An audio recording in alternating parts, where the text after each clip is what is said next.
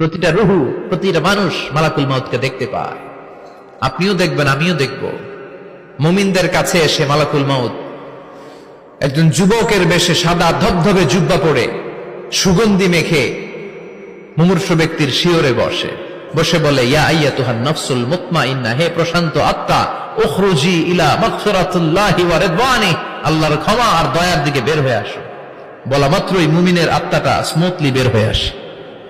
কাফান মিন আকফানিল জান্নাহ, হানুত মিন হানুতিল জান্নাহ, জান্নাত থেকে আনা সুগন্ধি কাফনের মধ্যে পেঁচিয়ে তিনি রূহটাকে নিয়ে ইল্লিনে চলে যায়। সরাসরি দেখে মালাকুল মাউতকে। আর যারা ইসলাম বিরোধী, কোরআন বিরোধী, তাদের সামনে এসে মালাকুল মাউত ত্রাস সৃষ্টি করে। আগে ধমক। হাইওয়েতে মাঝে মাঝে ডাকাতি হয় না? বাসগুলোর মধ্যে যখন ডাকাতি হয়, বাসে থাকে 50 জন, ডাকাত ঢুকে 5 জন। এই 5 জনের ভয়ে সবগুলো পেশাব করে দেয়, কারণ ত্রাস সৃষ্টি করে। এসেই চাইনিজ কুড়াল দিয়ে আগে কুবায় দেয় 4-5 জনের। রক্ত দেখে কি দেওয়ার সব আগে রেডি করে রাখে।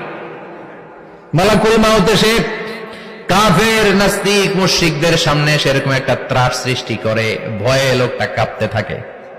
ওর কাছে ভদ্র ভাষায় কথা বলে না, সুন্দর জামা পরে আসে না, কালো কুচকুচে চেহারা, ভয়ঙ্কর একটা রূপ নিয়ে, আকৃতি নিয়ে ইসলাম বিরোধীদের মাথার সামনে আসে।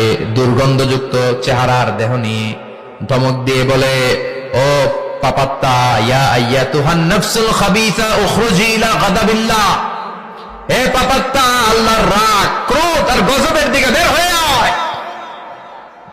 মুমিনের আত্মা বলার সাথে সাথে যেমনি মুমিনের দেহ থেকে বের হয়ে জান্নাতি কাফনের ভেতরে ঢুকে, কাফেরদের আত্মাও কি এরকম তাড়াতাড়ি বেরোতে চায় নাকি?